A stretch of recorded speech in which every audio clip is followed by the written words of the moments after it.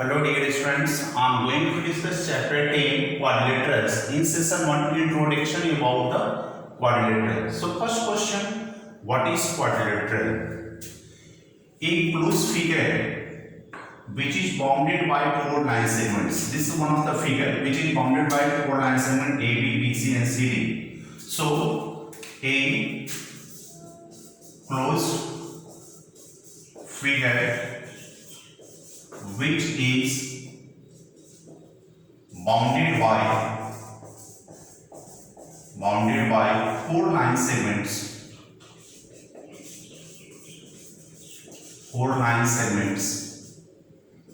is called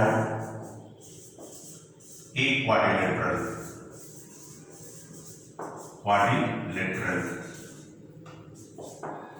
Now here question, how many, what are the sides? This is the quadrilateral A, this is the closed figure which is bounded by four line segments A, B, B, C, C, D and AD.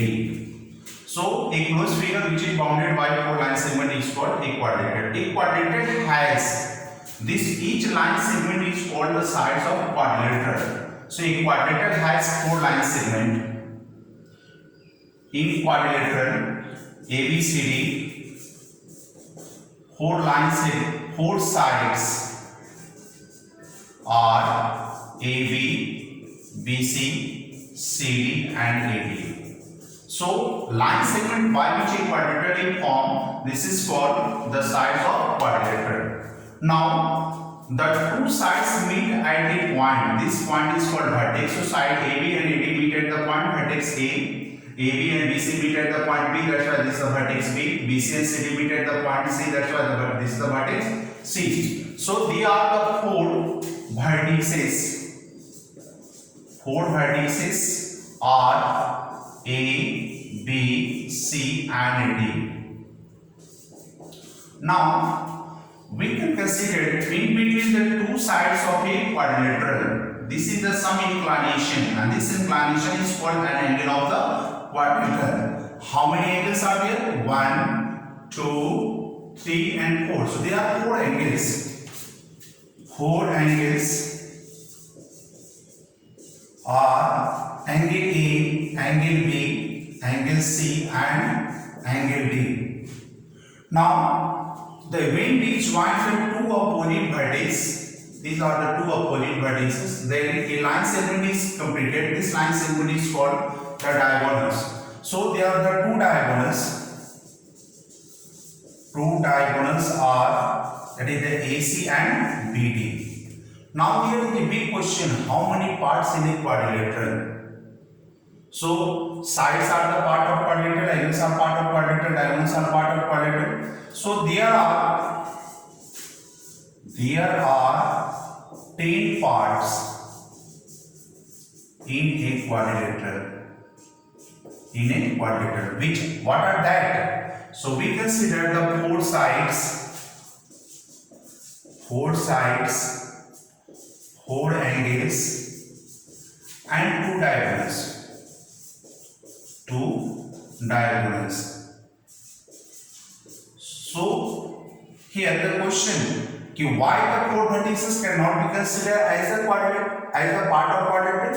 Because as we define the angle A, so in order to explain the angle A, the vertex A is including with the angle A. That's why the angle A, in order to represent vertex is including, that's why the vertex cannot be considered as a different part or the separate part of the quadrilateral. So that's why this is the total 10 parts of the quadrilateral. Now we consider that pair of adjacent angle sides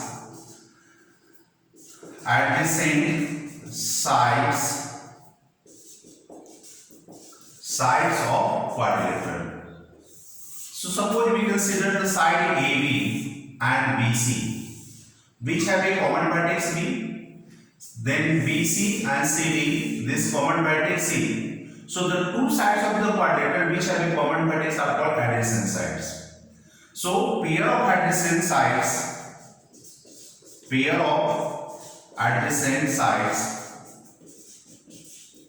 are, what are that? AB के साथ BC को हम लोग रख सकते हैं, AB with BC, then BC with CD, BC with CD, CD with DA,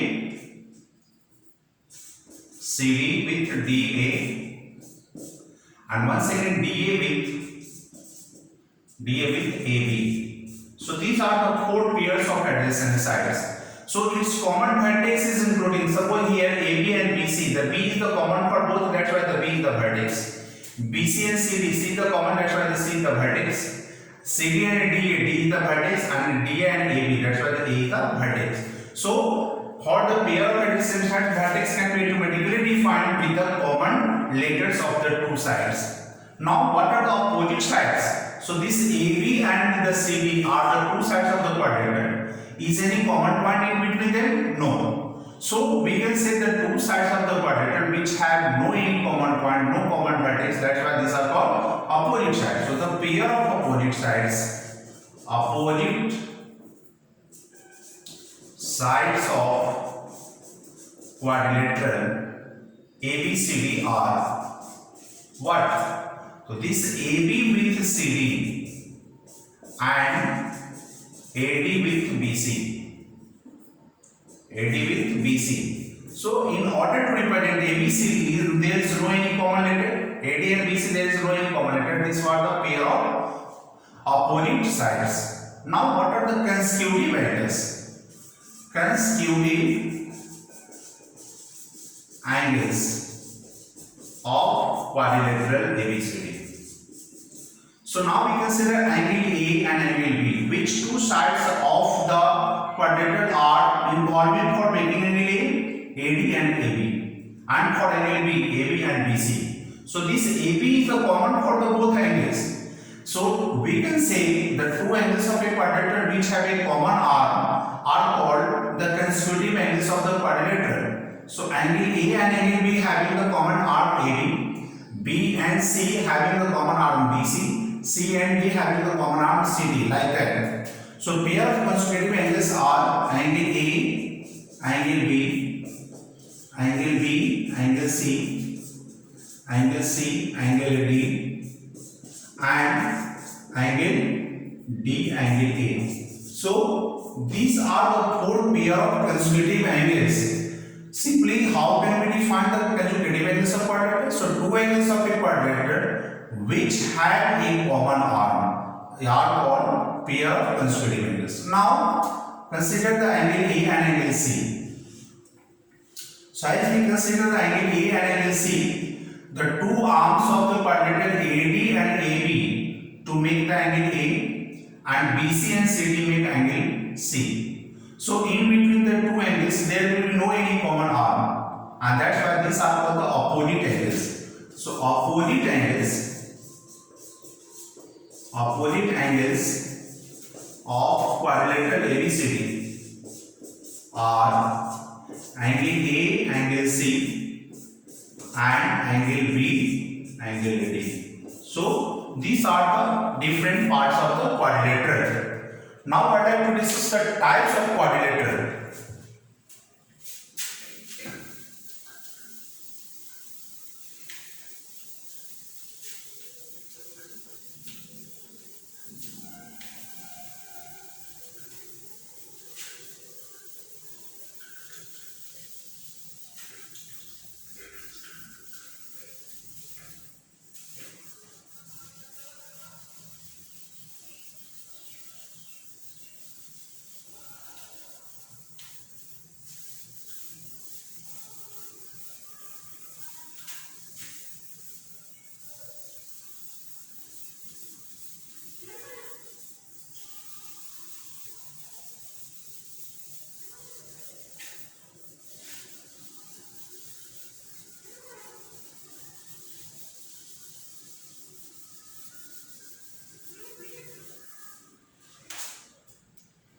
Types of quadrilateral.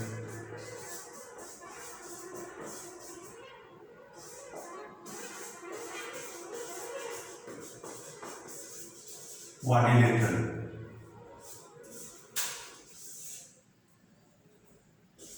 So first of all we consider parallelogram.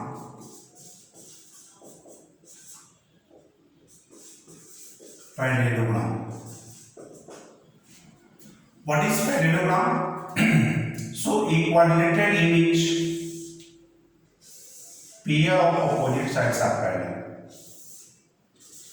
ABCD is a quadrilateral.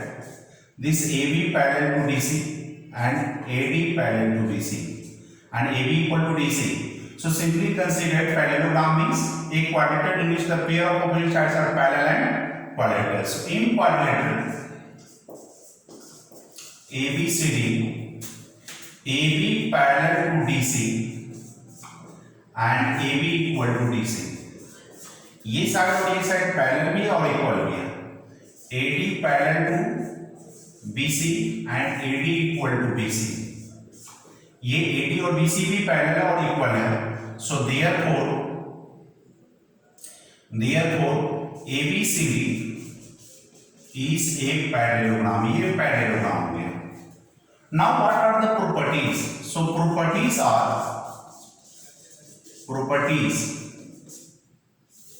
First one, opposite sides are parallel and equal. Opposite sides are parallel and equal. So we can write this AB parallel to DC and AD parallel to DC. Second one, opposite angles are equal. Opposite angles are equal. It means that angle A is equal to angle C and angle B is equal to angle D. That's why we can say angle A is equal to C and angle B is equal to angle D. And third one, that there its diagonals bisect each other. It's the point OA equal to OC and OB is equal to OD. So diagonals of parallelogram bisect each other. So simply we consider this the OA equal to OC and OB is equal to OD. These are the two bisecting part. Now the second part, that is the rectangle. What is the rectangle? So rectangle is rectangle. This is a parallelogram. It is a parallelogram. ABCD. So a parallelogram in which the opposite sides are equal is AB equal to DC and AD equal to BC and each angle is the 90 degree. Now it is called a rectangle. So a parallelogram in which opposite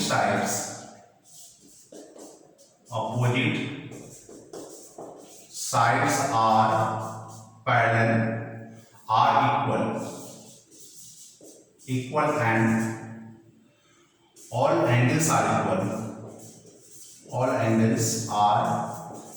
equal, each of measure 90 degree is called a rectangle. So now properties.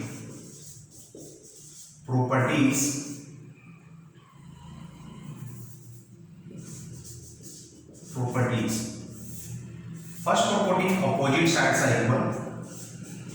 Opposite sides are equal.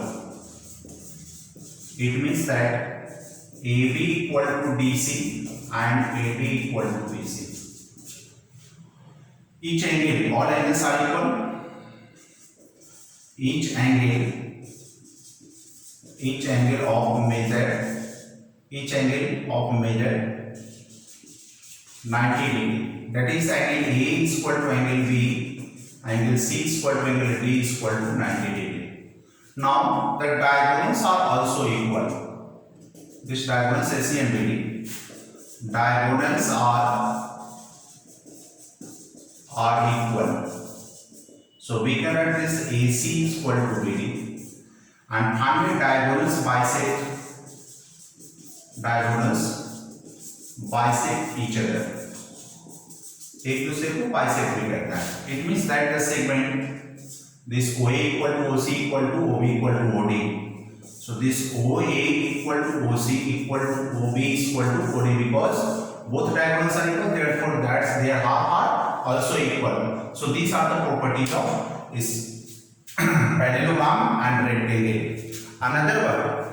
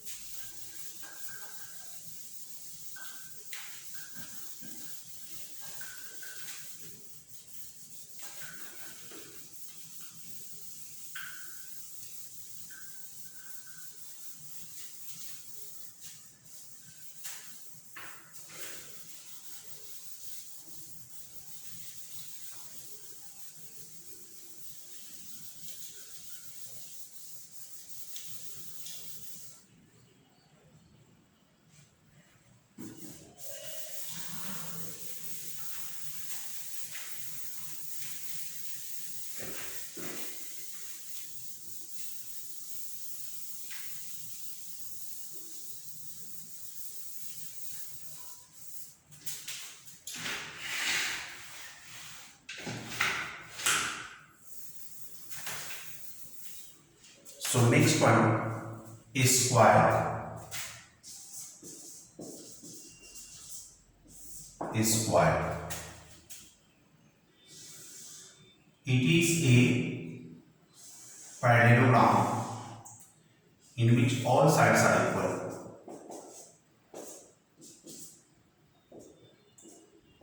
And each angles are 90 degree. Each angle is 90 degree. A parallelogram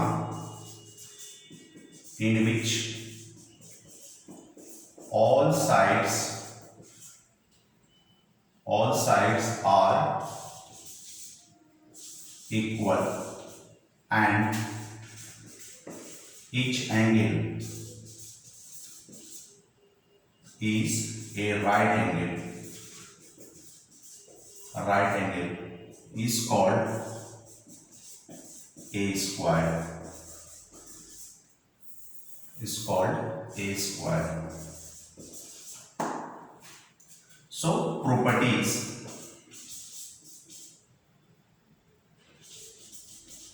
Properties of a square. First property, all sides are equal.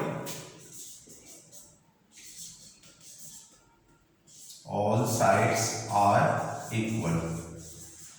It means this AB equal to BC equal to CD is equal to AD. Number 2, all angles are equal. All angles are equal, each of 90 degree. So we can write angle A is equal to B equal to angle C equal to angle D equal to 90 degree. Diagonals are also equal and diagonals bisect at right angle. So this is the diagonals are equal. It means that this AC is equal to BD. Diagonals bisect each other at right angle. It means that OA equal to OC equal to OB is equal to OD. Angle AOB equal to angle BOC equal to angle COD. AOD equal to 90 degree. So these are the properties of a square. Now what is the rhombus? So we consider the rhombus.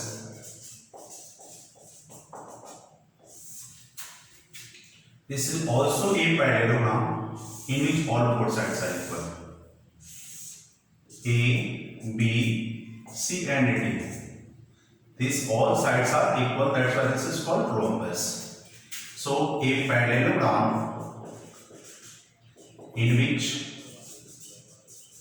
which all sides are equal. is called a rhombus. ये rhombus है. It's called rhombus. So what's the properties of the rhombus? Properties of rhombus. Here we can say all sides are equal. All sides are equal. So this AB equal to BC equal to CD is equal to AD. Opposite angles are equal. Opposite angles are equal. So we can angle A is equal to angle C and angle B is equal to angle D. And above the diagonals, so diagonals may either equal because AB is square in the rhombus. So diagonals may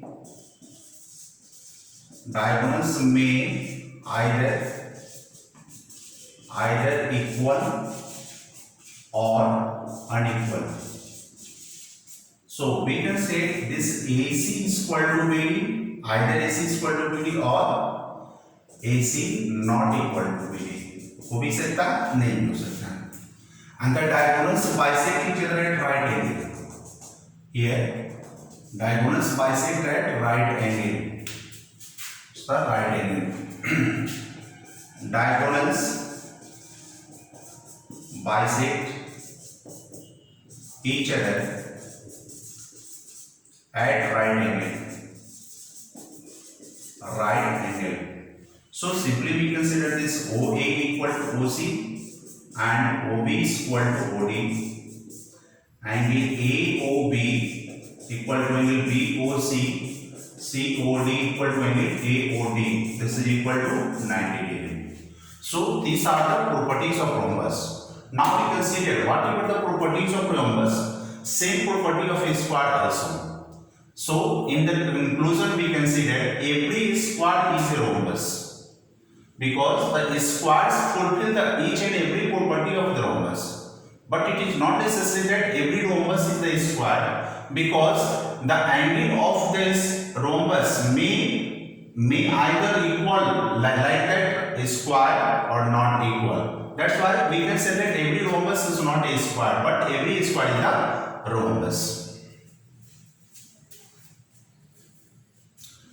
Okay, so this much for today.